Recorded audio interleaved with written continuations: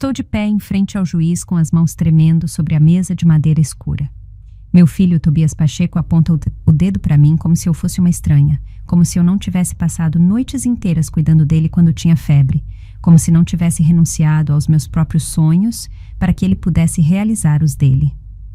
Essa velha só sabe desperdiçar o que não merece, diz ele com uma voz que não reconheço, uma voz cheia de veneno que nunca pensei ouvir do meu próprio filho. O juiz César Nogueira assente levemente enquanto revisa os papéis à sua frente. A advogada de Tobias, a doutora Janaína Matos, uma mulher de tailleur cinza que me olha com desprezo desde que entrei nesta sala, sorri como se já tivesse vencido. Sinto que o chão se move sob meus pés. Tenho 72 anos e nunca imaginei que terminaria aqui, em um tribunal de justiça de São Paulo, enfrentando o seu único filho que trouxe ao mundo, ouvindo-o exigir cada centavo da fortuna que meu marido Lázaro me deixou quando fechou os olhos pela última vez há 6 meses. Mas o que nenhum deles sabe, o que nem mesmo meu próprio filho suspeita, é que estou prestes a dizer 3 palavras que vão mudar tudo. 3 palavras que farão o juiz empalidecer e deixarão Tobias completamente em silêncio. Se você já se sentiu traída pela sua própria família, se alguém que você amou com todo o seu coração lhe deu as costas por dinheiro, então você precisa ouvir o que aconteceu depois. Porque esta história não é apenas minha. É de todas as mães que foram julgadas, desprezadas e esquecidas pelos filhos que criaram. Há 6 meses, minha vida era completamente diferente.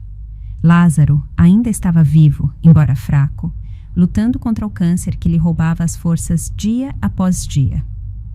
Éramos felizes, apesar de tudo. 45 anos de casamento nos ensinaram que o amor verdadeiro não é medido em dias bons, mas em como enfrentamos juntos os dias ruins.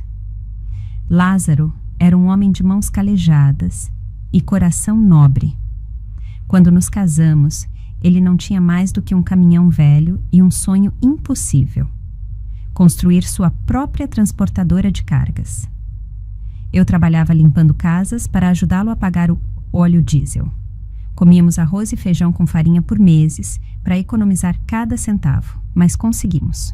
Com sacrifício, noites sem dormir, com cada gota de suor, construímos algo do nada. A empresa cresceu. Um caminhão se transformou em 2, depois em 5, depois em 20. Empregamos 50 famílias. Compramos esta casa onde criamos Tobias, onde celebramos cada aniversário, cada Natal, cada momento importante de nossas vidas. Tobias era o nosso orgulho. Demos a ele tudo o que nunca tivemos: educação nas melhores escolas particulares, roupas novas, viagens, oportunidades. Lázaro sempre dizia que trabalhava tanto para que nosso filho nunca tivesse que passar pelo que passamos.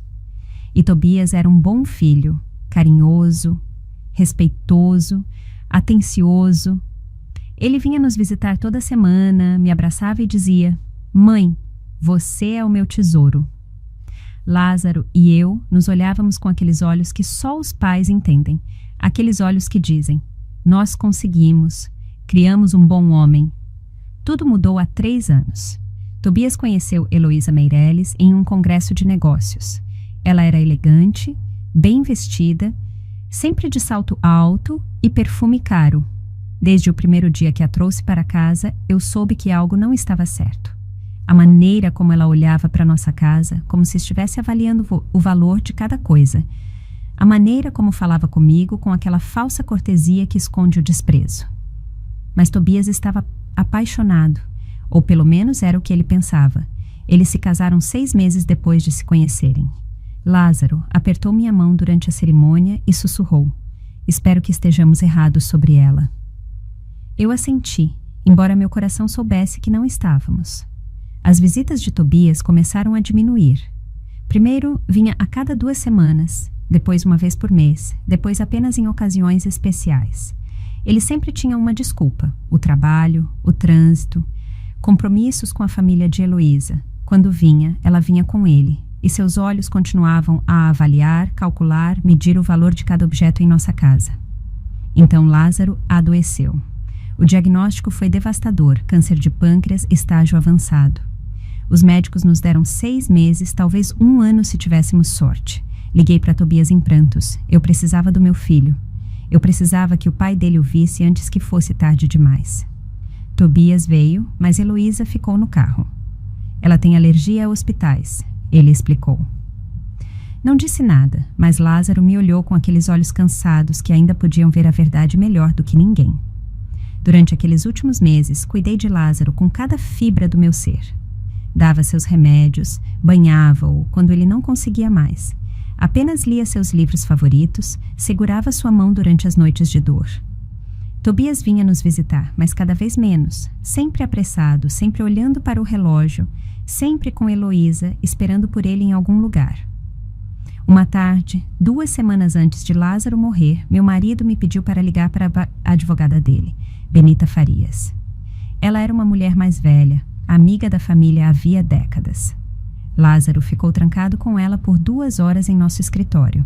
Esperei do lado de fora, ouvindo o murmúrio das suas vozes através da porta. Quando Benita saiu, estava com os olhos marejados. Ela me abraçou e disse: Francisca, seu marido é um homem muito sábio. Confie nele, mesmo quando ele não estiver mais aqui. Não entendi o que ela quis dizer, mas assenti de qualquer forma. Lázaro morreu em casa, em nossa cama, com a minha mão entre as dele. Suas últimas palavras foram: perdoe-me pelo que está por vir, meu amor, mas era necessário. Proteja-a, Benita. Eu não entendi. Apenas chorei e segurei seu corpo até que esfriou. O funeral foi enorme. 50 famílias que dependiam da transportadora vieram se despedir do homem que lhes havia dado emprego e dignidade. Tobias estava lá, vestido de preto, com Heloísa ao seu lado, usando um vestido cor de vinho que parecia muito elegante para um funeral. Ele não chorou uma única lágrima pelo pai que lhe havia dado tudo. 1 semana após o funeral, Benita veio em casa com uma pasta grossa cheia de documentos. Sentei-me no mesmo sofá onde Lázaro e eu tínhamos assistido a tantos filmes juntos, onde tínhamos planejado nosso futuro, onde tínhamos envelhecido de mãos dadas. Francisca, preciso ler o testamento de Lázaro, disse Benita com a voz suave, mas firme. Assenti, preparando-me para ouvir o que eu já imaginava. Tudo ficaria para mim e, eventualmente, para Tobias quando eu não estivesse mais aqui. Mas havia algo mais, algo que Lázaro havia escrito de próprio punho nas últimas páginas do testamento. Benita leu devagar, como se cada palavra pesasse toneladas. Deixo todos os meus bens, a empresa, as propriedades e as contas bancárias, em fideicomisso, administrado por minha esposa Francisca Pacheco, até o momento em que ela considerar apropriado. Meu filho Tobias Pacheco receberá sua herança somente quando demonstrar possuir o caráter, a honra e o respeito que tentei ensiná-lo durante toda a sua vida. Fiquei gelada. O que isso significa? Perguntei. Benita fechou a pasta e olhou diretamente nos meus olhos. Significa que Lázaro sabia de algo que você não queria ver. Ele amava Tobias, mas não confiava nas pessoas que o rodeavam. Esta cláusula protege tudo o que vocês construíram juntos. Havia mais. Uma cláusula especial que Benita não leu em voz alta naquele dia, apenas me disse que existia. Há condições específicas sob as quais Tobias perderá todo o direito à herança para sempre. Lázaro foi muito claro a respeito. Esperemos que nunca tenhamos que chegar a esse ponto. Não contei nada disso a Tobias quando ele veio para a leitura oficial do testamento 3 dias depois.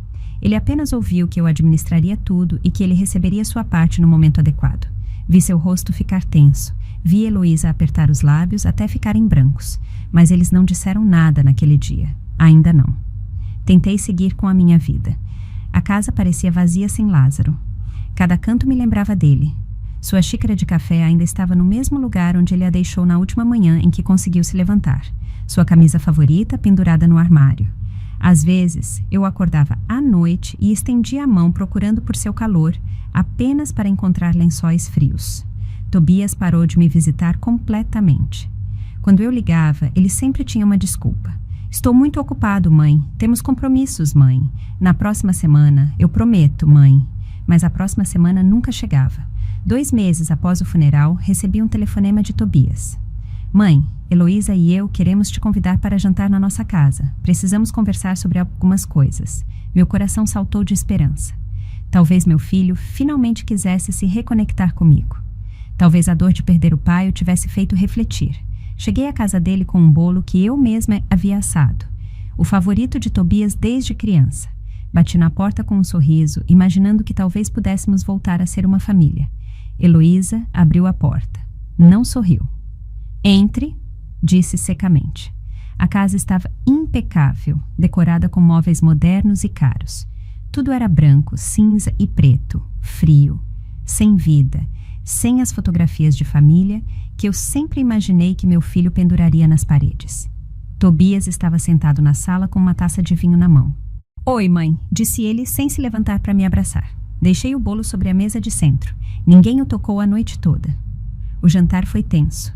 Heloísa mal dirigia a palavra a mim.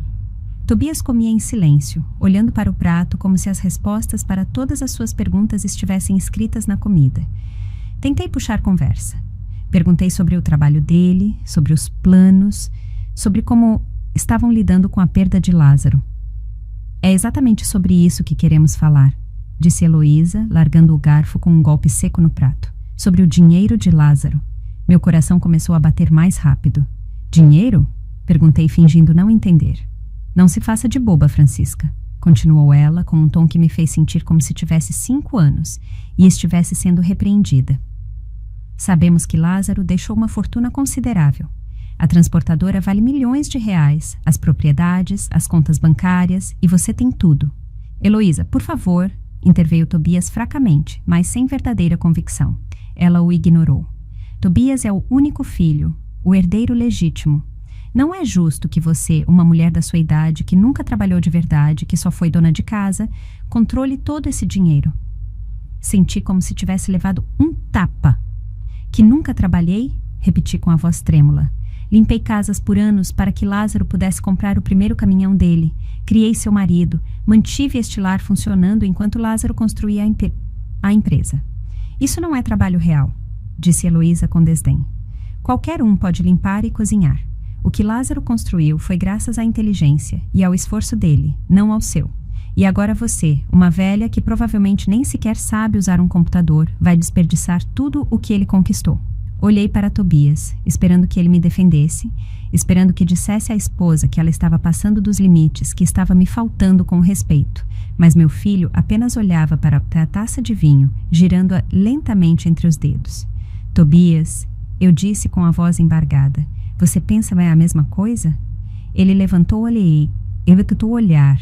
Finalmente vi algo em seus olhos que nunca tinha visto antes. Não era ódio, era pior, era indiferença, como se eu fosse um obstáculo no caminho dele. Um problema que ele precisava resolver. Mãe, seja razoável, disse ele com a voz cansada. Você não precisa de todo esse dinheiro. Vive sozinha naquela casa enorme. Não tem despesas reais. Para que você quer milhões de reais? Eu tenho planos, projetos, ideias para expandir o negócio. Eu posso fazer a transportadora crescer, multiplicar o que o papai construiu. Seu pai deixou instruções muito claras, respondi, sentindo as lágrimas querendo brotar, mas recusando-me a chorar na frente deles.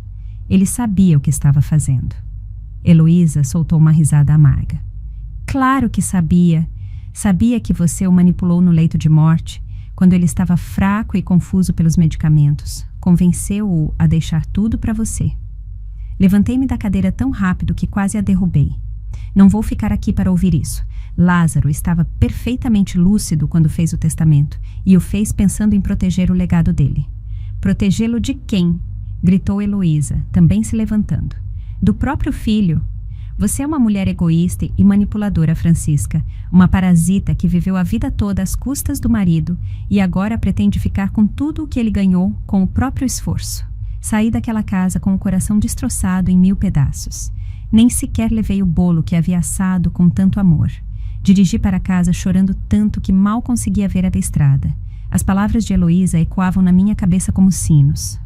Parasita, manipuladora, velha que desperdiça dinheiro. E o pior de tudo era que Tobias não tinha dito nada para me defender. Meu próprio filho havia me deixado ser humilhada na casa dele.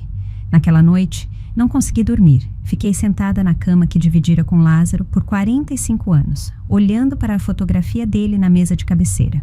Por que você fez isso? Perguntei à imagem sorridente dele. Por que você colocou essas condições no testamento? Você sabia que isso ia acontecer. Mas as fotografias não respondem, e os mortos guardam seus segredos para sempre. As semanas seguintes foram um inferno silencioso. Tobias me ligou uma vez para se desculpar pelo comportamento de Heloísa, mas suas palavras soavam vazias, ensaiadas. Ela estava estressada, mãe. Não quis dizer aquelas coisas. Mas você tem que entender a nossa posição. Precisamos desse dinheiro. Temos planos, investimentos. Você não pode ser tão egoísta a ponto de ficar com tudo só porque o papai deixou para você. Seu pai deixou para mim por uma razão, respondi, sentindo algo dentro de mim endurecer, como se cada palavra cruel estivesse construindo um muro de pedra ao redor do meu coração. E quando for o momento certo, você receberá o que lhe é devido. Tobias suspirou, frustrado. E quando será esse momento? Quando você tiver 90 anos, quando eu for velho demais para aproveitar. Não é justo, mãe. Ele desligou sem se despedir. Fiquei com o telefone na mão, ouvindo o tom de ocupado, como se fosse o som do meu coração quebrando uma e outra vez. Tentei me distrair administrando a transportadora. Benita me ajudou a entender os números, os contratos, as operações diárias. Descobri que Lázaro havia sido mais meticuloso do que eu imaginava. Cada documento estava perfeitamente organizado. Cada decisão era respaldada por análises detalhadas. A empresa não era apenas bem-sucedida, era sólida como uma rocha, mas também descobri algo perturbador. Havia faturas pendentes em nome de Tobias, empréstimos que Lázaro havia pago discretamente nos últimos 2 anos. 30 mil reais aqui, 50 mil ali, todos com a anotação empréstimo pessoal a Tobias, confidencial. Meu filho estava pedindo dinheiro ao pai e eu nunca soube. Por que Lázaro nunca me disse nada? Perguntei a Benita, apontando os documentos com a mão trêmula.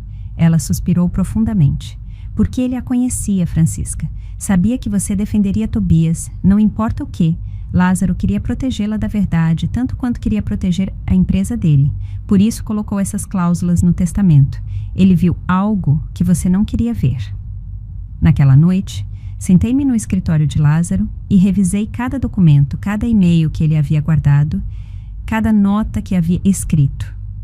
E ali estava, escondida entre papéis de negócios, uma carta endereçada a mim, meu nome escrito com sua caligrafia trêmula dos últimos dias.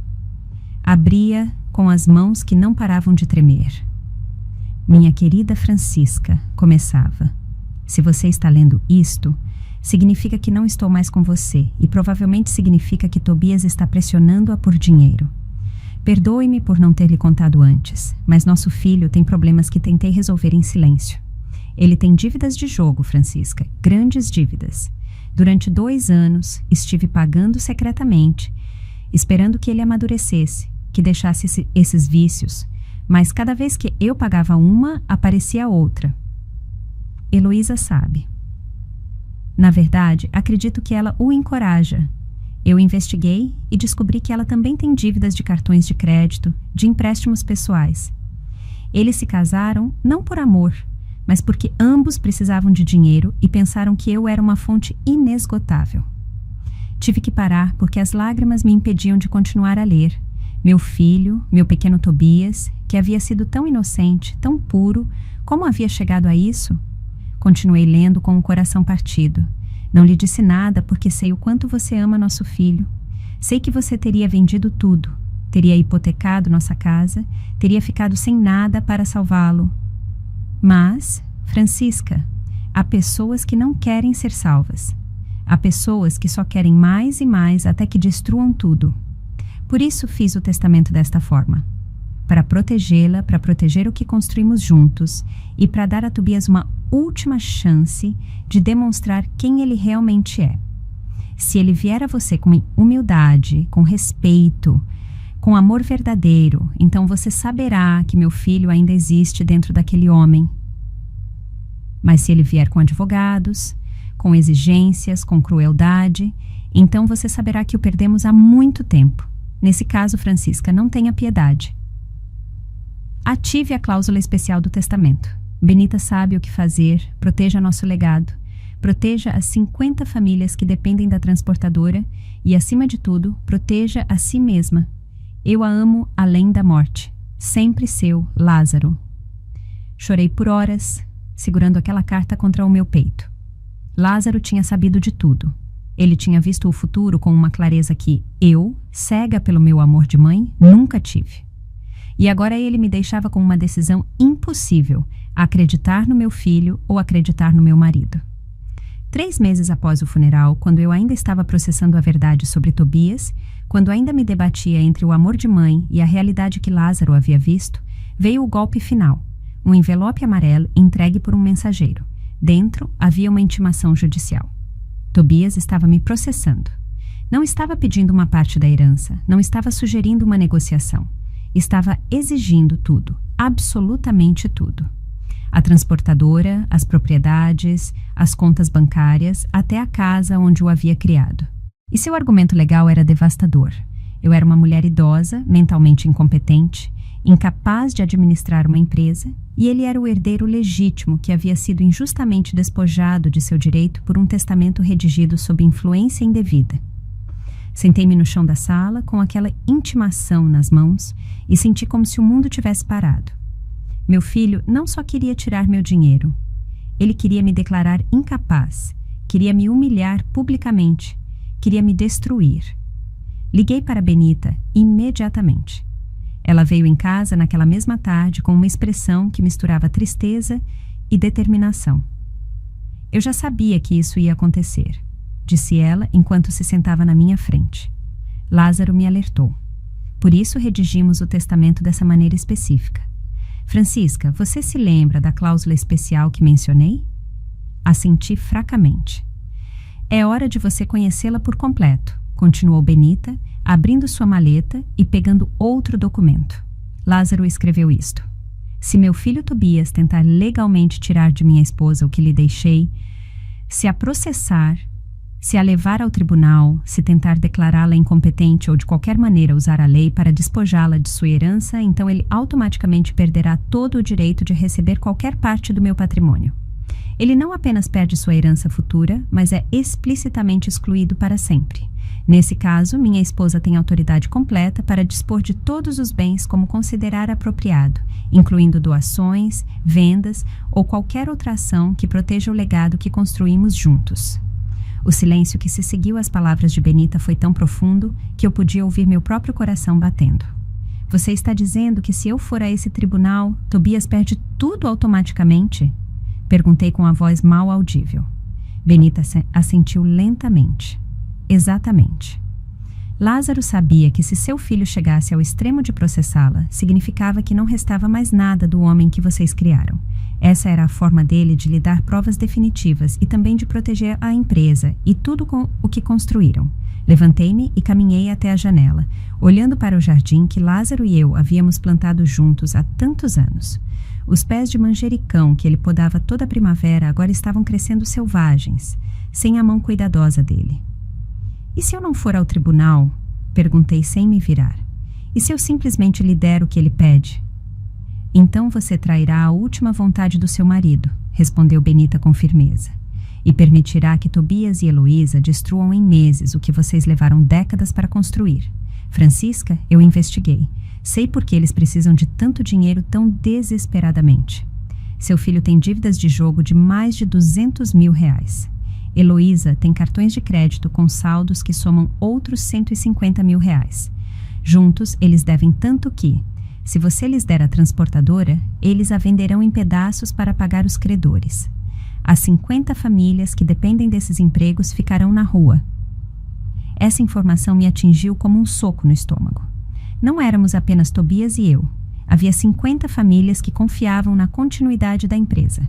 Pais que alimentavam seus filhos com esses salários, mães que pagavam escolas e medicamentos. Eu tinha o direito de sacrificar tudo isso para salvar um filho que claramente não queria ser salvo? Preciso pensar, eu disse a Benita. Ela colocou a mão no meu ombro com carinho. Você tem 2 semanas antes da audiência. Mas, Francisca, você precisa saber de mais uma coisa. Contratei um investigador particular. O que ele descobriu sobre Heloísa é perturbador. Ela tirou uma pasta de sua maleta e a deixou sobre a mesa. Isto explica muitas coisas. Leia quando estiver pronta. Depois que Benita se foi, fiquei olhando para aquela pasta por horas sem ousar abri-la. Parte de mim não queria saber mais.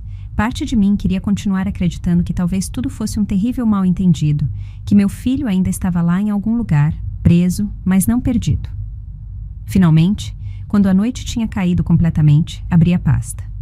O que li gelou meu sangue. Heloísa havia sido casada antes 2 vezes. Ambos os casamentos terminaram depois que ela esvaziou as contas bancárias dos maridos. O primeiro foi um empresário mais velho do que ela. O segundo, um advogado bem-sucedido. Em ambos os casos, o padrão era o mesmo. Ela se casava, assumia o controle das finanças aos poucos, acumulava dívidas em nome deles e depois desaparecia com o que conseguia levar antes que percebessem. Havia fotografias no relatório, Heloísa em cassinos, assinando cheques altos, Heloísa com um homem que não era Tobias, entrando em hotéis caros, datas e locais que correspondiam aos últimos 6 meses após a morte de Lázaro. Minha nora não só havia manipulado meu filho para me processar, ela o estava traindo enquanto fazia isso. A pergunta que me atormentava era: eu contava a Tobias a verdade sobre a esposa dele ou deixava que a vida lhe ensinasse a lição que ele claramente precisava aprender? Lázaro saberia o que fazer. Lázaro sempre sabia o que dizer, como agir, mas Lázaro não estava mais aqui e eu tinha que tomar esta decisão sozinha.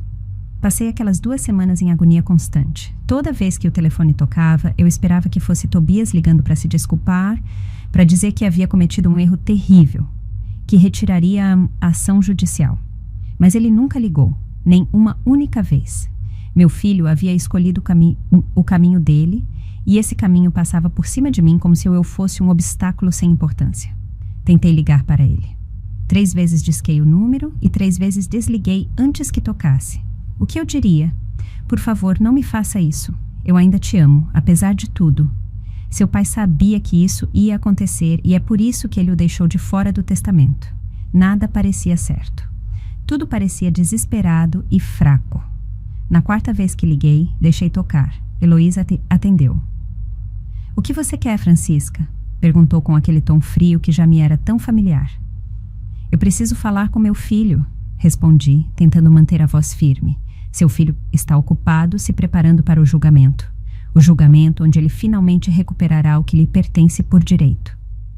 Heloísa, por favor, supliquei, odiando-me pela súplica, mas incapaz de impedi-la.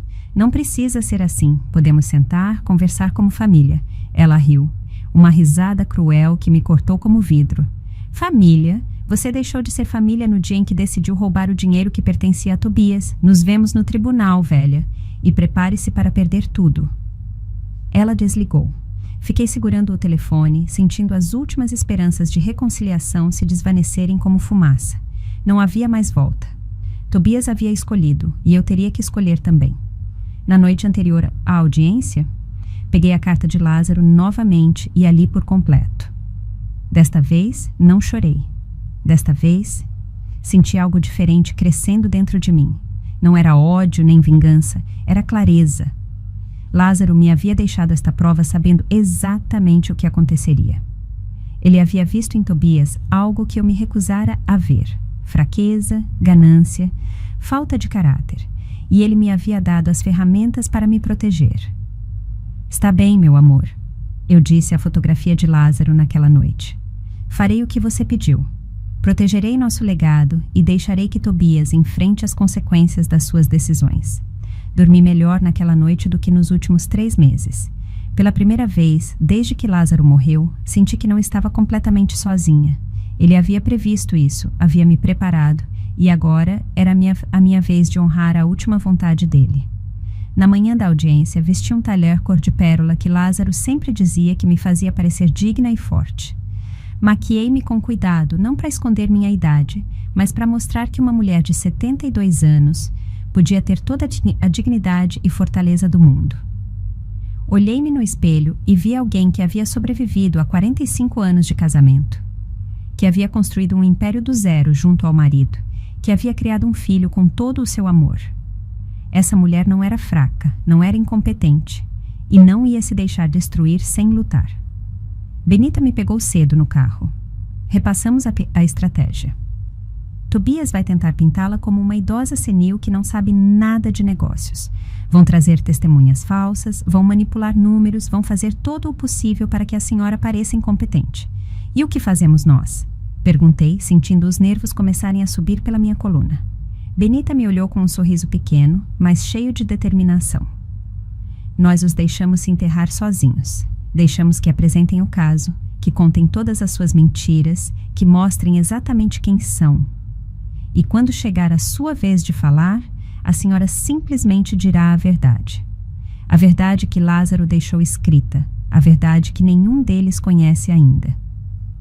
Chegamos ao tribunal meia hora antes. O edifício era imponente, com colunas altas e corredores que ecoavam a cada passo. Sentei-me em um banco de madeira polida, esperando, sentindo cada minuto se esticar como uma eternidade. E então eu os vi chegar. Tobias entrou primeiro, vestindo um terno preto que o fazia parecer um estranho. Não era o menino que eu havia criado, o jovem que costumava me abraçar e dizer que eu era a melhor mãe do mundo. Era um homem que eu não reconhecia, com olhos duros e mandíbula apertada. Atrás dele vinha Heloísa, usando um vestido cor de marfim e saltos tão altos que ecoavam no chão de mármore. Ela me olhou com um sorriso triunfante, como se já tivesse vencido. A advogada deles, a doutora Janaína Matos, era uma mulher alta e severa, de cabelo preto cortado em um estilo agressivo, que carregava uma maleta de couro cara e uma expressão que dizia que ela nunca perdia um caso. Ela se apresentou como especialista em litígios de herança. Apertou minha mão com um aperto frio e calculista. Tobias não me olhou nem uma única vez. Passou por mim como se eu fosse invisível, como se não fosse a mulher que o havia carregado no ventre por 9 meses, que havia caminhado com ele a noite toda quando tinha cólicas de bebê, que havia vendido suas joias para pagar a colônia de férias dele. Essa indiferença doeu mais do que qualquer insulto. Todos de pé, anunciou o oficial de justiça quando o juiz entrou na sala. O juiz César Nogueira era um homem de uns 60 anos, com cabelo grisalho perfeitamente penteado e óculos de aro dourado. Ele tinha a expressão de alguém que já havia visto muitos casos de famílias se destruindo por dinheiro. Sentou-se, ajeitou os papéis e começou a audiência. A doutora Janaína Matos abriu o caso com uma narrativa perfeitamente construída. Falou de Tobias como um filho devoto que havia sido injustamente despojado de sua herança por um testamento redigido sob circunstâncias questionáveis. Excelência, disse ela com voz clara e profissional. Meu cliente é o único filho do falecido Lázaro Pacheco. Durante toda a sua vida, ele foi um filho exemplar. Visitava os pais regularmente, apoiava-os emocionalmente, estava presente em cada momento importante. Tive que morder a língua para não gritar que aquilo era mentira. Nos últimos 3 anos, Tobias havia estado mais ausente do que presente. Mas Benita colocou a mão sobre a minha por baixo da mesa, lembrando-me de que eu devia esperar a minha vez.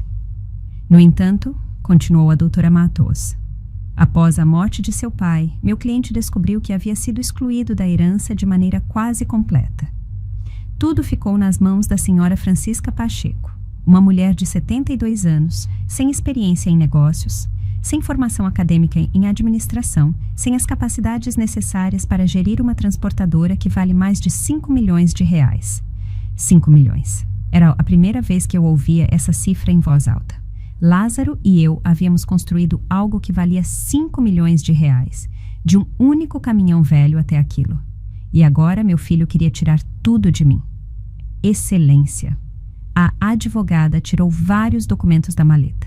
Temos evidências de que a senhora Francisca tem tomado decisões financeiras questionáveis desde a morte do marido. Ela rejeitou ofertas de compra lucrativas pela empresa. Manteve propriedades que poderiam ser vendidas por lucros significativos. E, o mais preocupante, tem se recusado a consultar seu filho, o herdeiro natural, sobre qualquer decisão importante. Tudo aquilo era mentira. Eu não havia rejeitado nenhuma oferta porque não havia recebido nenhuma. Mantive as propriedades porque geravam receita constante para a empresa. E a razão pela qual eu não consultava Tobias era porque ele nunca havia perguntado sobre os negócios até saber quanto dinheiro estava envolvido. Em seguida, chamaram a primeira testemunha. Era um homem que se apresentou como consultor financeiro, alguém que supostamente havia trabalhado com Lázaro. Eu nunca o tinha visto na vida. Ele testemunhou que Lázaro havia expressado preocupações sobre minha capacidade mental nos últimos meses de sua vida. Dizia que a esposa estava confusa, esquecia coisas importantes, tinha dificuldades para entender conceitos básicos de finanças. Ele mentiu descaradamente sob juramento. Benita levantou-se imediatamente. Objeção, Excelência. Esta testemunha nunca trabalhou com o Sr. Lázaro Pacheco. Não aparece em nenhum documento da empresa, não há registros de pagamentos em nome dele, não há e-mails ou correspondência que provem que ele teve algum contato com o falecido. O juiz Nogueira franziu a testa e olhou para a doutora Matos. A senhora tem provas de que esta testemunha efetivamente trabalhou com o Sr. Pacheco? A advogada hesitou por um momento, quase imperceptível, mas eu vi. Ele trabalhou como consultor externo, Excelência. Nem todos os consultores aparecem na folha de pagamento oficial. O juiz não pareceu convencido, mas permitiu que o depoimento continuasse. O suposto consultor seguiu mentindo, dizendo que Lázaro havia mencionado várias vezes que queria que Tobias assumisse o controle da empresa, mas que eu o havia manipulado para mudar o testamento. Quando essa testemunha terminou, chamaram outra e depois outra, cada uma com uma história diferente, todas me pintando como uma mulher senil, manipuladora, incapaz. Eu me perguntava onde eles haviam encontrado todas aquelas pessoas dispostas a mentir sob juramento. Então me lembrei das dívidas de Tobias e Heloísa. Quando se deve tanto dinheiro, encontrar pessoas que mintam por você é apenas uma questão de lhes pagar. Finalmente, após 2 horas de depoimentos falsos, chegou o momento que eu temia. A doutora Matos chamou Tobias ao banco das testemunhas. Meu filho caminhou com passo firme, levantou a mão direita e jurou dizer a verdade. Depois, sentou-se e olhou diretamente para mim pela primeira vez naquela manhã. Seus olhos estavam cheios de algo que levei um momento para identificar. Era ressentimento, puro e simples ressentimento. Senhor Pacheco, começou sua advogada com voz suave, quase maternal. Conte-nos sobre seu relacionamento com a sua mãe. Tobias suspirou, como se doesse falar sobre aquilo. Minha mãe sempre foi muito controladora, disse ele, e cada palavra era como uma facada no meu coração. Mesmo quando eu era criança, tudo tinha que ser do jeito dela. Meu pai trabalhava constantemente, então era ela quem realmente mandava em casa. Aquilo era mentira. Eu havia sido rígida, quando necessário, como qualquer mãe, mas nunca controladora. Eu havia apoiado cada decisão de Tobias, cada sonho, cada plano. Quando meu pai adoeceu, continuou Tobias, e sua voz adotou um tom de vítima perfeitamente ensaiado.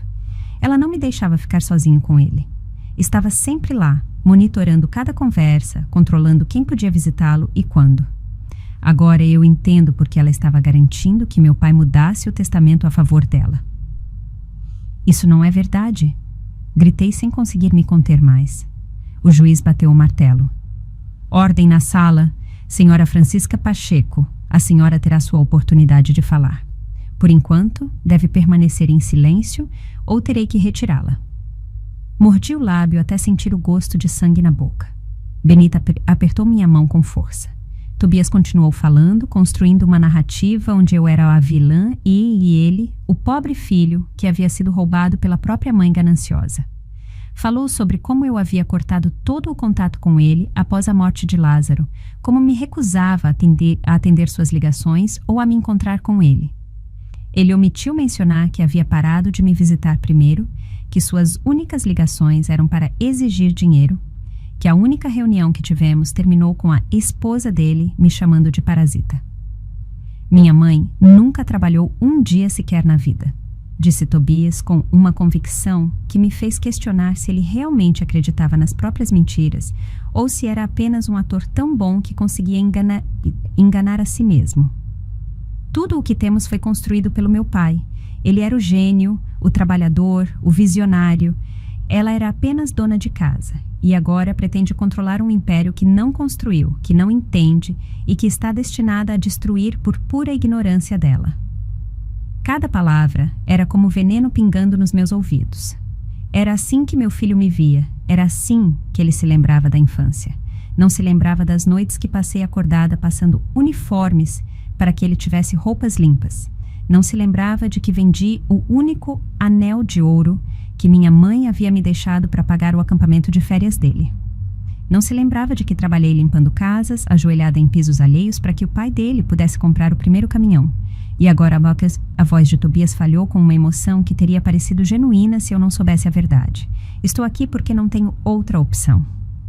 Minha mãe ficou irracional. Gasta dinheiro em coisas desnecessárias.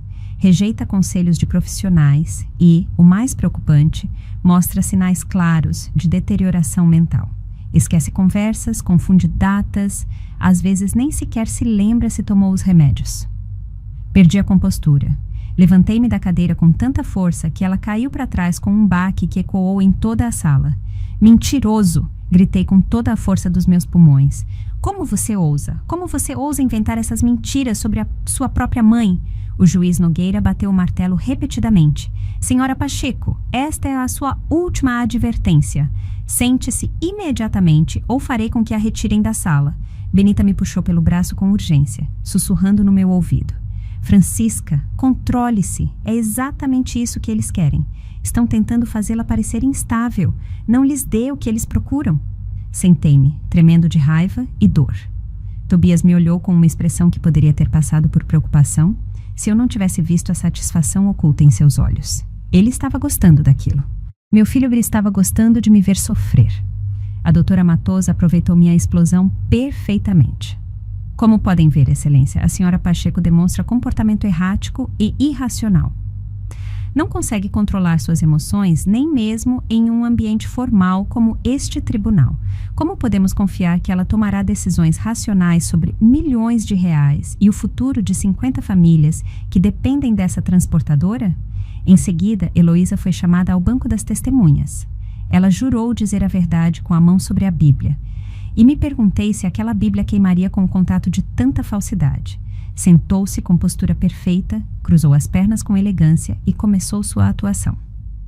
Minha sogra sempre me tratou com hostilidade, disse ela com voz suave e de vítima, desde o dia em que conheci Tobias.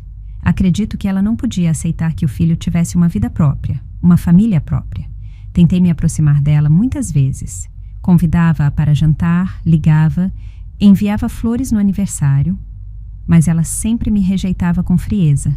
Mentiras, tudo mentiras. Eu a havia recebido em minha casa de braços abertos.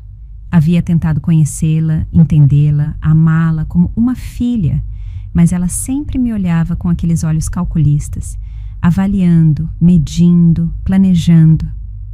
Depois que meu sogro faleceu, continuou Heloísa, e agora sua voz adotava um tom de profunda tristeza, a situação piorou. Francisca ficou paranoica. Acusava-nos de querer apenas o dinheiro. Gritava conosco quando tentávamos visitá-la. Uma vez, até ameaçou chamar a polícia se não saíssemos da propriedade dela. Isso havia acontecido, mas ela omitiu mencionar que eles chegaram sem avisar com um tabelião, exigindo que eu assinasse documentos que lhes dariam poder sobre minhas contas bancárias. Claro que eu os expulsei. Qualquer pessoa sã faria o mesmo.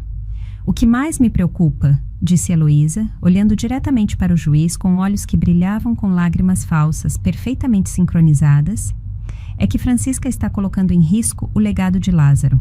Ele trabalhou a vida toda para construir aquela transportadora, e agora ela está nas mãos de alguém que não entende nada de negócios, que se recusa a ouvir conselhos, que está deixando tudo deteriorar por puro orgulho e teimosia. O juiz Nogueira tomava notas enquanto Heloísa falava. Tentei ler sua expressão, mas era impossível. Ele era um profissional que havia aperfeiçoado a arte de não demonstrar o que pensava. Quando Heloísa terminou seu depoimento, ela voltou a sentar-se ao lado de Tobias, que lhe pegou a mão em um gesto de apoio que me causou náuseas. A doutora Matosa aproximou-se da tribuna do juiz com a confiança da vitória. Excelência, demonstramos claramente que a senhora Francisca Pacheco não tem a capacidade mental nem a experiência necessária para administrar um patrimônio desta magnitude. Mostramos que seu comportamento é errático, que suas decisões são questionáveis e que ela representa um risco real para o bem-estar econômico, não apenas de meu cliente, mas das 50 famílias que dependem dessa transportadora. Ela fez uma pausa dramática antes de continuar. Portanto, solicitamos que a senhora Pacheco seja declarada incompetente para administrar a herança, que seja removida como inventariante do testamento e que todos os bens sejam transferidos imediatamente para meu cliente, Tobias Pacheco, que, como único filho e herdeiro legítimo, tem o direito legal e moral de receber o que seu pai construiu. O juiz assentiu e olhou para a nossa mesa. A defesa deseja apresentar o seu caso? Benita levantou-se lentamente, com a calma de alguém que tem um as na manga. Sim, excelência, e serei breve, pois a verdade não precisa ser complicada. Meu coração batia tão forte que pensei que todos na sala podiam ouvi-lo. Aquele era o momento. Benita começou com a voz clara. Excelência, tudo o que ouviram esta manhã é uma narrativa cuidadosamente construída, baseada em mentiras, testemunhas falsas e manipulação emocional. A verdade é muito mais simples e está documentada no testamento original de Lázaro Pacheco, um documento que foi redigido com plena lucidez mental, certificado por médicos e testemunhado por tabeliães públicos. Ela tirou uma pasta da maleta. Mas antes de entrar nos detalhes legais, gostaria que a senhora Francisca Pacheco compartilhasse algo com este tribunal, algo que o filho dela claramente esqueceu ou escolheu ignorar. Francisca, por favor, assuma o banco das testemunhas. Levantei-me com as pernas trêmulas. Caminhei até o banco das testemunhas, sentindo o peso de todos os olhares sobre mim. O oficial de justiça me fez jurar dizer a verdade. Coloquei a mão sobre a Bíblia e jurei, sabendo que cada palavra que eu diria seria verdade.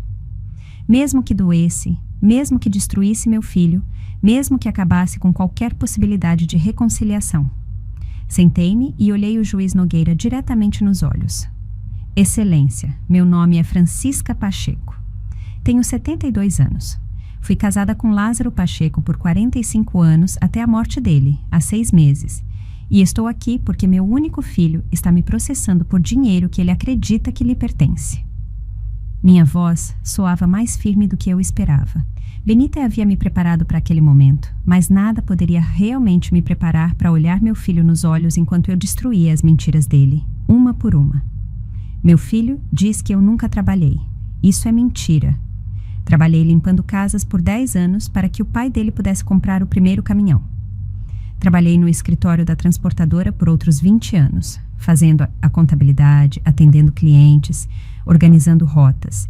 Não tenho um diploma universitário em administração, isso é certo, mas construí esta empresa junto ao meu marido, tijolo por tijolo, com minhas próprias mãos. Vi Tobias apertar a mandíbula. Heloísa sussurrava algo em seu ouvido, provavelmente dizendo-lhe para manter a calma. Meu filho diz que o excluí da minha vida após a morte do pai. Isso também é mentira. Ele parou de me visitar muito antes disso. As únicas vezes que me ligou nos últimos 6 meses foram para exigir dinheiro. Meu filho diz que eu mostro sinais de demência, que esqueço coisas, que sou irracional. Isso é completamente falso. Tirei uma pasta da minha bolsa que Benita havia me dado naquela manhã. Aqui estão os laudos médicos dos últimos 3 meses. Exames cognitivos completos realizados por 3 neurologistas diferentes. Todos atestam que tenho plena capacidade mental. Minha memória é perfeita, meu julgamento é claro e estou mais do que apta a tomar minhas próprias decisões. O juiz Nogueira estendeu a mão e o oficial de justiça pegou os documentos para entregá-los a ele. Vi o juiz revisá-los com atenção, suas sobrancelhas se erguendo ligeiramente. Estes são laudos muito completos, ele comentou. Por que a senhora decidiu fazer esses exames, Francisca? Porque minha advogada me alertou que isso aconteceria, respondi, olhando diretamente para Tobias. Ela me disse que meu filho tentaria me declarar incompetente para roubar o que o pai dele me deixou. Então, eu me preparei. Certifiquei-me de ter toda a documentação necessária para provar que estou perfeitamente sã e capaz. Benita aproximou-se então com outra pasta. Excelência, também temos as demonstrações financeiras da transportadora dos últimos 6 meses. Desde que a senhora Francisca assumiu o controle completo, a empresa aumentou seus lucros em 22%. Ela fechou 3 novos contratos importantes, melhorou as condições de trabalho dos funcionários e manteve 0 dívidas. Para alguém supostamente incompetente, esses são resultados extraordinários. Vi a doutora Matos empalidecer. Claramente, eles não esperavam que tivéssemos uma documentação tão completa. O juiz revisou as demonstrações financeiras com expressão cada vez mais interessada. Estes números são impressionantes, ele admitiu. Senhora Pacheco, como a senhora conseguiu esse crescimento? Ouvindo as pessoas que realmente conhecem o negócio, respondi com honestidade. Os gerentes que meu marido treinou por anos, os caminhoneiros que estão conosco desde o início. Não finjo saber tudo, Excelência, mas sei reconhecer talento e lealdade quando os vejo. E sei que minha responsabilidade não é apenas proteger o dinheiro, mas proteger as 50 famílias que dependem desta empresa para sobreviver. Então Benita soltou a bomba que eu estava esperando. Excelência, há algo que o autor da ação e sua advogada não sabem sobre o testamento de Lázaro Pacheco.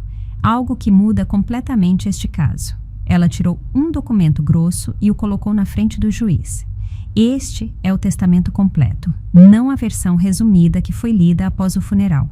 Ele contém cláusulas específicas que nunca foram reveladas publicamente. O juiz pegou o documento e começou a lê-lo. O silêncio na sala era tão profundo que eu podia ouvir minha própria respiração.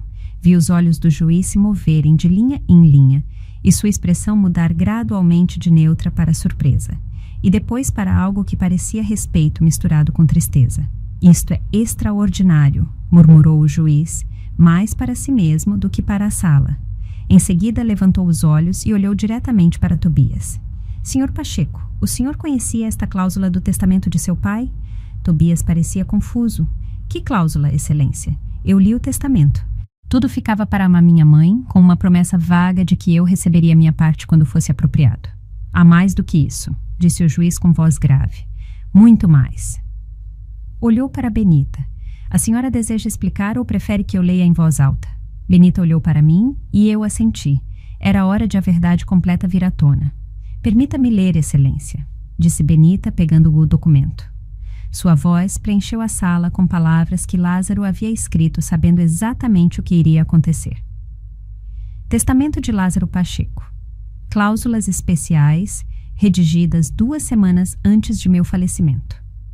Eu, Lázaro Pacheco, estando em pleno uso de minhas faculdades mentais, certificadas pelos médicos presentes, estabeleço o seguinte: todos os meus bens ficam em fideicomisso, administrado por minha esposa Francisca Pacheco. Meu filho Tobias não é excluído da herança, mas seu acesso a ela está condicionado. Tobias inclinou-se para a frente na cadeira, finalmente prestando atenção total. As condições são estas, continuou Benita.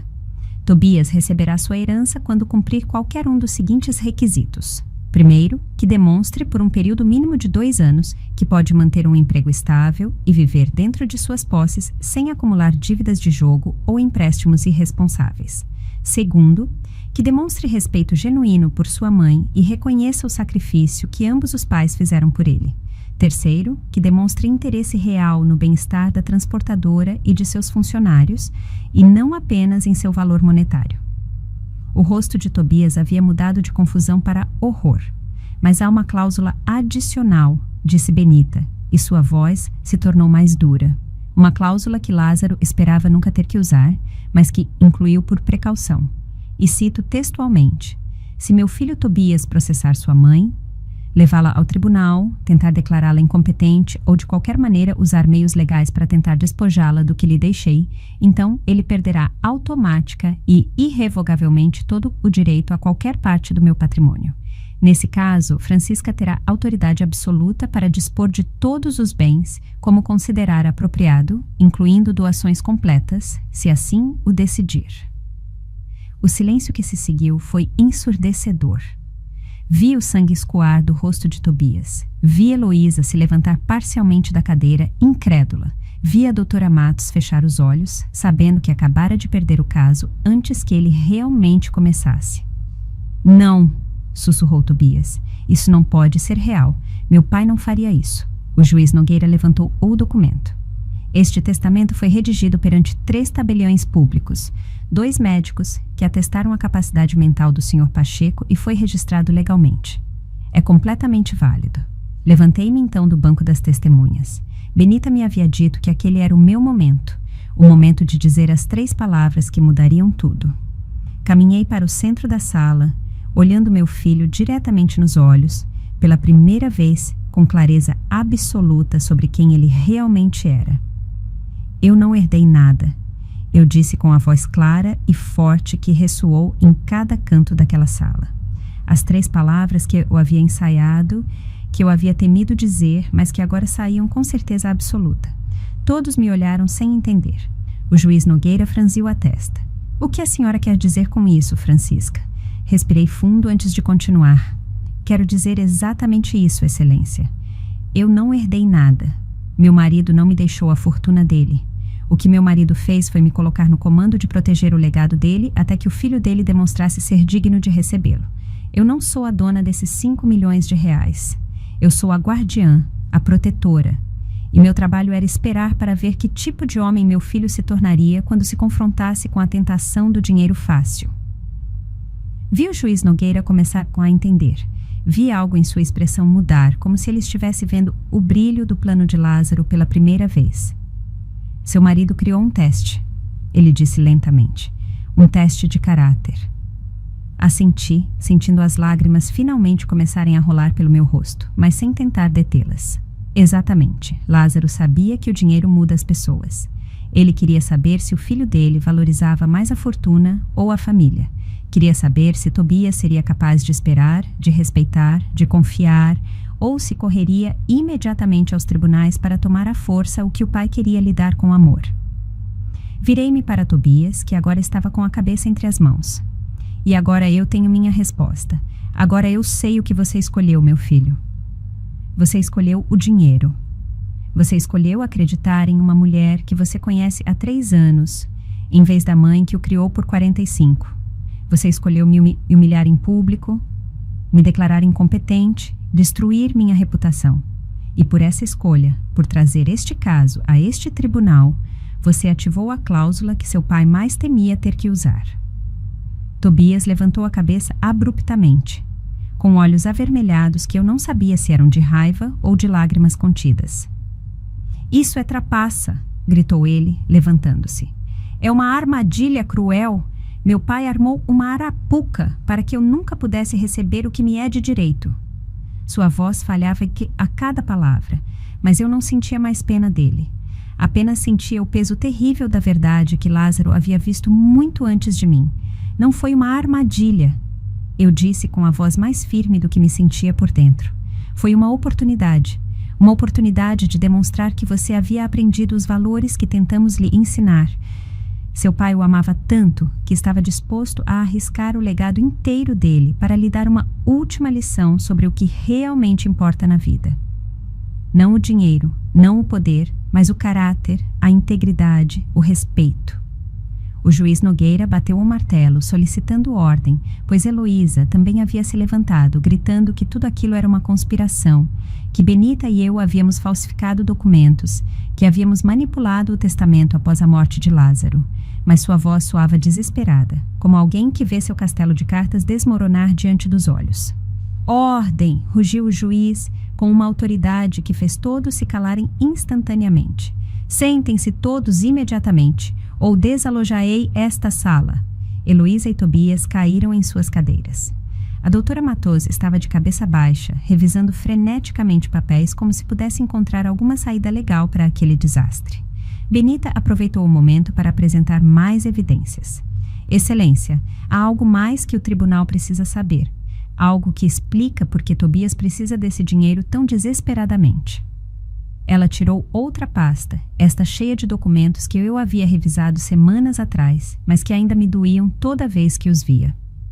Durante os últimos 3 anos, Tobias Pacheco acumulou dívidas de jogo no total de R$243 mil. Temos registros de cassinos, comprovantes de empréstimos com agiotas e extratos bancários que mostram saques constantes e depósitos que não correspondem a nenhuma receita legítima conhecida. Benita foi colocando documentos sobre a mesa do juiz, um por um, construindo um retrato devastador. Tobias estava pálido como um fantasma. Adicionalmente, continuou Benita sem piedade, sua esposa, Heloísa Meireles, tem dívidas de cartões de crédito de mais de 16 mil reais. Juntos, eles devem mais de 400 mil reais a diversos credores. Alguns desses credores não são exatamente instituições bancárias legítimas. Identificamos pelo menos 3 empréstimos com organizações que podem ser descritas como agiotas com conexões a atividades criminosas. O juiz Nogueira olhava os documentos com expressão cada vez mais séria. A senhora está dizendo que o autor da ação e sua esposa estão sendo pressionados por criminosos para pagar essas dívidas? Benita assentiu. Exatamente, Excelência. Esta ação judicial nunca foi sobre direitos hereditários ou sobre preocupação genuína com o bem-estar de Francisca. Foi uma tentativa desesperada de conseguir dinheiro rápido para pagar dívidas perigosas. Isso não é verdade, gritou Heloísa, mas sua voz carecia de convicção. Você está inventando tudo isso para fazer Tobias parecer mau. Benita virou-se para ela com um olhar que poderia cortar a zero. Quer que eu traga os agiotas como testemunhas? Porque vários deles ficariam felizes em testemunhar sobre os pagamentos vencidos e as ameaças que fizeram.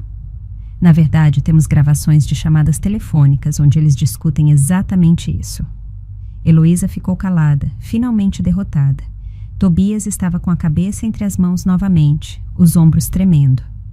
Eu não sabia se ele estava chorando ou simplesmente tentando desaparecer. Parte de mim, aquela parte que ainda era sua mãe, queria abraçá-lo e dizer que tudo ficaria bem. Mas a outra parte, a parte que Lázaro havia preparado para este momento, sabia que eu precisava ver aquilo até o fim. Há uma última prova, disse Benita, e sua voz agora tinha um tom de tristeza genuína, algo que Francisca não queria que apresentássemos, mas que insisti porque o tribunal precisa ver o panorama completo. Ela tirou um envelope pardo e dele extraiu várias fotografias. Estas são fotografias tiradas por um investigador particular durante os últimos 3 meses. Elas mostram Heloísa Meireles na companhia de outro homem, não o marido dela, entrando em hotéis, restaurantes caros, sempre pagando com cartões de crédito que estão em nome de ambos os cônjuges. As fotografias foram passando de mão em mão até chegar ao juiz. Eu não queria olhar, mas não pude evitar. Lá estava Heloísa, rindo com um homem mais jovem, entrando em um hotel de luxo, a mão dela nas costas dele com uma familiaridade que não deixava margem para dúvidas. As datas nas fotografias correspondiam a dias em que ela havia dito a Tobias que tinha reuniões de trabalho ou compromissos familiares. Tobias finalmente levantou o olhar quando o oficial de justiça colocou as fotografias na frente dele. Vi o momento exato em que o mundo dele desmoronou. Vi como ele olhava para cada imagem, como seu rosto passava da incredulidade ao reconhecimento e depois a uma devastação total. Ele virou-se lentamente para Heloísa, que agora olhava fixamente para o chão, sem defesa possível. Heloísa, sua voz era apenas um sussurro quebrado. O que é isto? Ela não respondeu. Não podia. Não havia palavras que pudessem explicar o inexplicável. Não havia desculpas que pudessem justificar o injustificável. O silêncio dela foi resposta suficiente. Excelência, disse Benita, retomando o controle da sala, apresentamos toda esta prova não para humilhar o autor da ação, mas para mostrar o contexto completo desta demanda.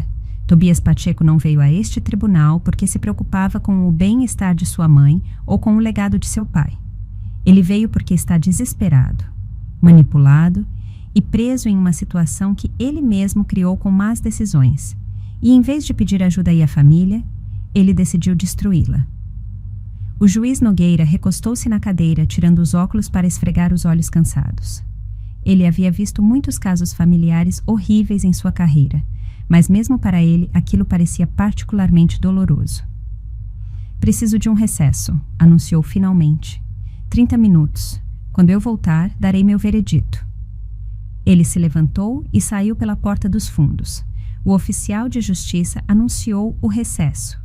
E de repente todos se moveram. Tobias permaneceu sentado, imóvel, olhando para as fotografias como se pudesse mudar o que elas mostravam apenas olhando-as o suficiente. Heloísa se levantou rapidamente e tentou sair da sala, mas Tobias a agarrou pelo braço. Não se atreva a ir embora, disse ele com uma voz que eu nunca havia escutado antes. Uma voz cheia de dor, raiva e traição. Você fica aqui e enfrenta o que fez. Você me deve pelo menos isso. Ela se soltou com um puxão violento. Não te devo nada. Você é tão culpado quanto eu. Você foi quem concordou em processar a sua própria mãe. Eu só te dei o empurrão que você precisava. Pelo dinheiro? Perguntou Tobias, e agora as lágrimas corriam livremente pelo seu rosto. Você fez tudo isso por dinheiro? Os hotéis com aquele homem, me convencer a destruir meu relacionamento com a minha mãe, tudo por dinheiro? Heloísa riu, uma risada amarga e feia. E você por que fez? Por amor à justiça? Não seja hipócrita, Tobias. Nós dois queríamos o dinheiro. A diferença é que eu, pelo menos, sou honesta sobre isso. Ela se foi então, seus saltos ecoando no corredor de mármore como tiros. Tobias ficou sozinho à sua mesa, cercado pelos escombros da sua vida. A doutora Matos recolheu suas coisas rapidamente e saiu também, provavelmente já calculando como se distanciar daquele caso desastroso antes que afetasse sua reputação. Aproximei-me lentamente de Tobias. Benita tentou me deter, mas eu neguei com a cabeça. Eu precisava fazer aquilo. Sentei-me na cadeira ao lado dele, onde Heloísa estivera sentada há apenas alguns minutos.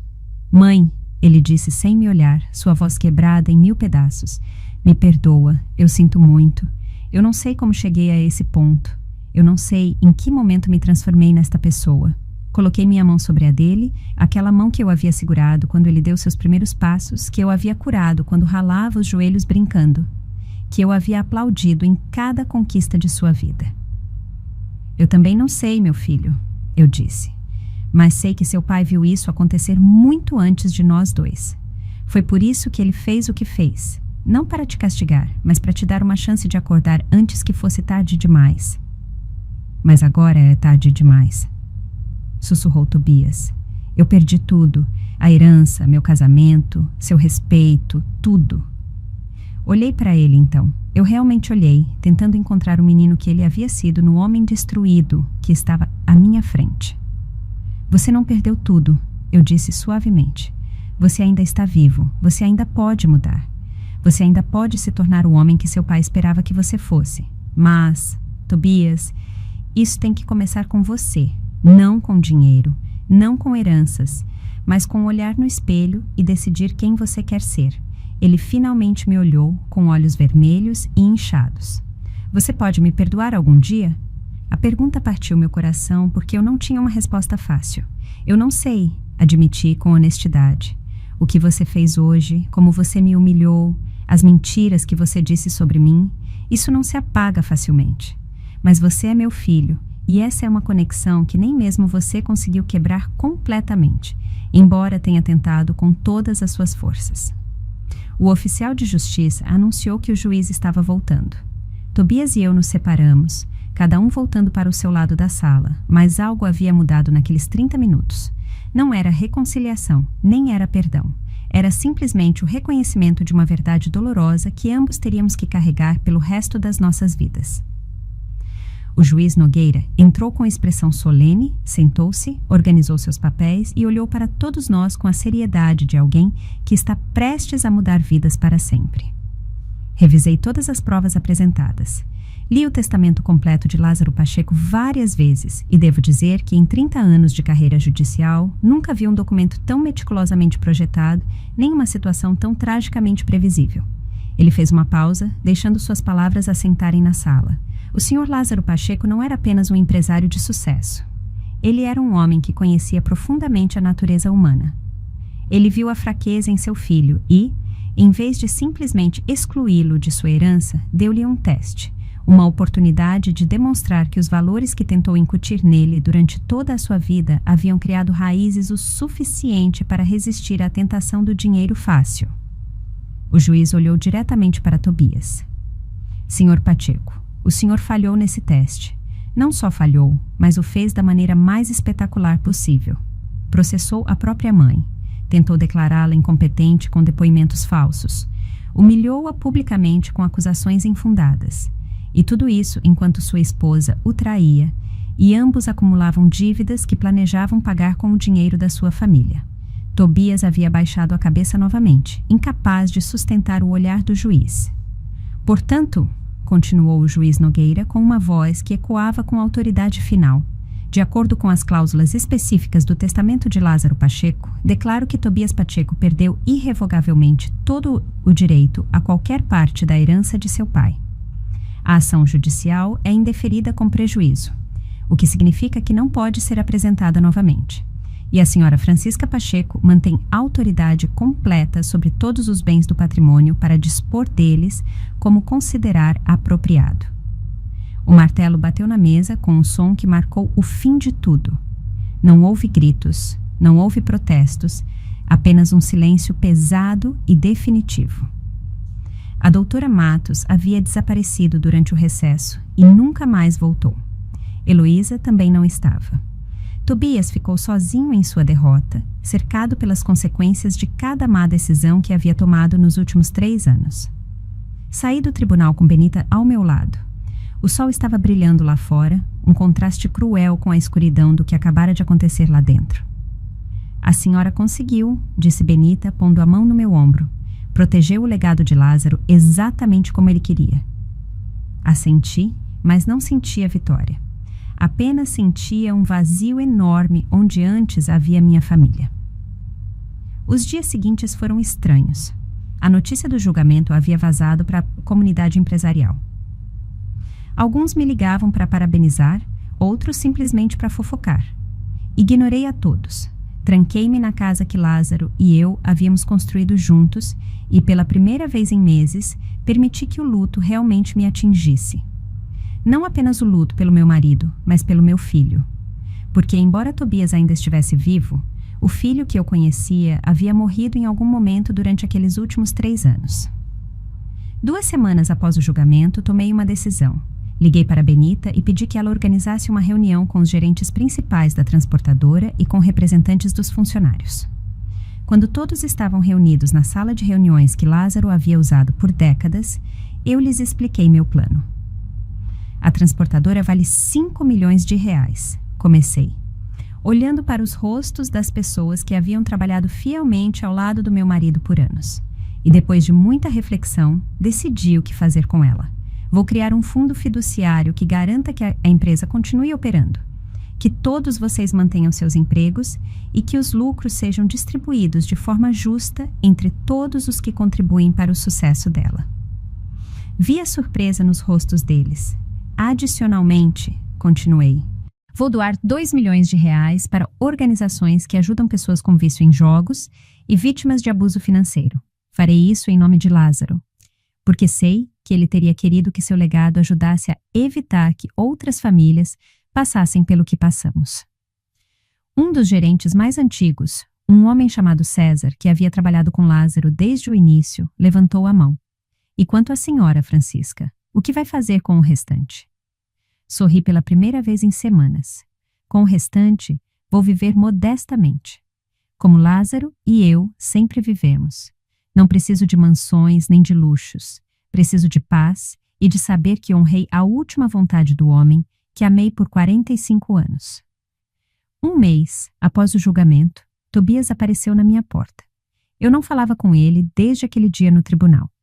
Ele parecia diferente, mais magro, com olheiras profundas, usando roupas simples em vez de seus ternos caros. Posso entrar? Perguntou ele com a voz mal audível. Deixei-o entrar e nos sentamos na mesma sala onde costumávamos assistir a filmes quando ele era criança. Eu me divorciei de Heloísa, disse ele depois de um longo silêncio. Ou melhor, ela se divorciou de mim no momento em que ficou claro que não haveria dinheiro. Ela desapareceu com aquele homem das fotografias, nem sequer deixou um bilhete. Eu vendi tudo o que tinha para pagar as dívidas mais urgentes, meu carro, meus móveis, minhas roupas caras, tudo. E ainda devo quase 100 mil reais, dinheiro que provavelmente nunca poderei pagar. Por que você está aqui, Tobias? Perguntei finalmente. Ele me olhou com olhos que finalmente pareciam ver a realidade com clareza. Porque eu preciso te dizer algo. Algo que eu deveria ter dito meses atrás. Você estava certa. O papai estava certo. Eu me transformei em alguém irreconhecível. Deixei que a ganância, que Heloísa, que minhas próprias fraquezas me transformassem em um monstro capaz de destruir a própria mãe por dinheiro. As lágrimas escorriam pelo rosto dele. Agora eram lágrimas genuínas de remorso que nenhuma atuação poderia falsificar. Não estou aqui para pedir perdão, porque sei que não mereço. Não estou aqui para pedir dinheiro, porque sei que perdi esse direito para sempre. Estou aqui simplesmente para dizer que sinto muito. Sinto muito por cada palavra cruel que disse naquele tribunal. Sinto muito por cada mentira que contei. Sinto muito por ter desperdiçado a última lição que o papai tentou me ensinar. Senti algo dentro de mim começar a amolecer, mas não completamente. A dor ainda era muito recente, a traição muito profunda. Agradeço que você tenha vindo dizer isso, respondi com cautela. Mas, Tobias, palavras são fáceis. O arrependimento verdadeiro se demonstra com ações ao longo do tempo, não com desculpas em um momento de desespero. Ele assentiu, limpando as lágrimas com o dorso da mão. Eu sei. Por isso não estou pedindo que você me perdoe agora. Só estou dizendo que vou passar o resto da minha vida tentando me tornar o homem que o papai esperava que eu fosse, o homem que você e ele mereciam como filho. Ele se levantou para ir embora, mas antes de chegar à porta, virou-se uma última vez. Mais uma coisa, mãe. Obrigado. Franziu a testa, confusa. Obrigado? Por quê? Por não ter cedido ao testamento do papai. Por ter sido forte o suficiente para fazer o que ele pediu, mesmo que isso significasse me perder. Porque se você tivesse me dado aquele dinheiro quando eu exigi, eu teria acabado morto ou na cadeia. Ao me negar, embora não pareça agora, você provavelmente salvou a minha vida. Ele se foi então, e eu fiquei sozinha novamente naquela casa cheia de lembranças. Mas desta vez, o silêncio parecia diferente. Não era o silêncio da derrota, mas o silêncio da resolução. Lázaro tinha razão sobre tudo. Sobre Tobias, sobre Heloísa, sobre o que o dinheiro pode fazer às pessoas. E ele havia me deixado as ferramentas para proteger seu legado e, talvez sem saber, para salvar nosso filho de si mesmo. 6 meses depois, a transportadora continuava a crescer. Os funcionários trabalhavam com orgulho renovado, sabendo que faziam parte de algo maior do que apenas um negócio. As famílias que dependiam desses salários podiam dormir tranquilas, e o nome de Lázaro Pacheco havia se tornado sinônimo de integridade em nossa comunidade. Tobias conseguiu um emprego como caminhoneiro, o mesmo trabalho que seu pai havia feito 45 anos atrás, quando começou. Eu o via ocasionalmente, sempre de longe, sempre com aquela expressão de determinação humilde de alguém que está reconstruindo a vida do zero. Não havíamos voltado a falar desde aquele dia na minha sala, mas eu me mantinha informada por meio de outras pessoas. Ouvi dizer que ele estava pagando suas dívidas aos poucos. Ouvi dizer que ele havia começado a frequentar reuniões para pessoas com vício em jogos. Ouvi dizer que ele vivia em um pequeno apartamento e que cada centavo que ganhava era usado para pagar o que devia ou para necessidades básicas. Uma tarde, enquanto revisava velhas fotografias de Lázaro e eu, encontrei uma última carta que ele havia escondido entre as páginas do nosso álbum de casamento.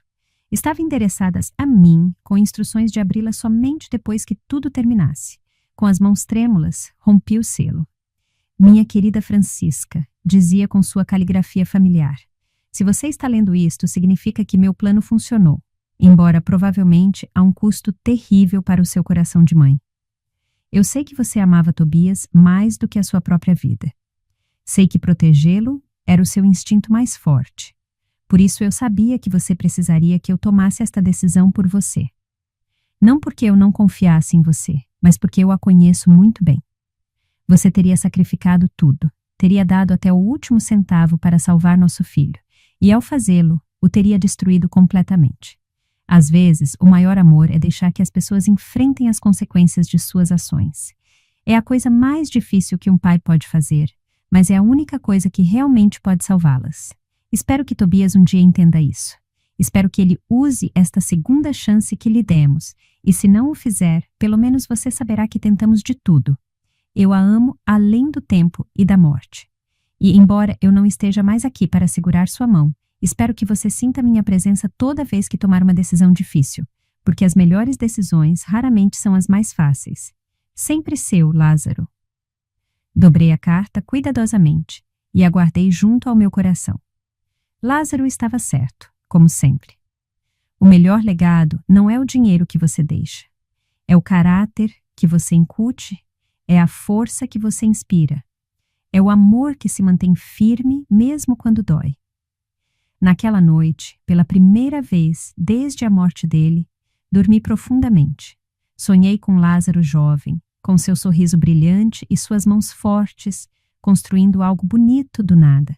E quando acordei, soube com certeza absoluta que havia honrado a memória dele da única maneira que realmente importava. O verdadeiro legado não é o que você deixa no banco, é o que você deixa no coração das pessoas. E o dinheiro nunca poderá comprar o que Tobias perdeu naquele dia no tribunal, o amor incondicional e o respeito de sua mãe, mas também não pode comprar o que ele finalmente ganhou, a oportunidade de se tornar o homem que sempre deveria ter sido. Se você já foi traída por dinheiro, se sua própria família lhe deu as costas por ganância, lembre-se disto. A dignidade não se herda, se constrói. E às vezes, o amor verdadeiro significa dizer não, mesmo que parta seu coração, porque é só na escuridão mais profunda que podemos encontrar a força para nos converter em luz. Gostou da minha história? Se assistiu até o fim, comenta 1. Se curtiu, pode me apoiar dando like no vídeo ou mandando uma pequena doação. No meu canal tem várias outras histórias de vida como essa. Se inscreve e confere. Coloquei 2 novas histórias na tela que todo mundo adorou. Obrigado por estar aqui. Te vejo na próxima história com carinho.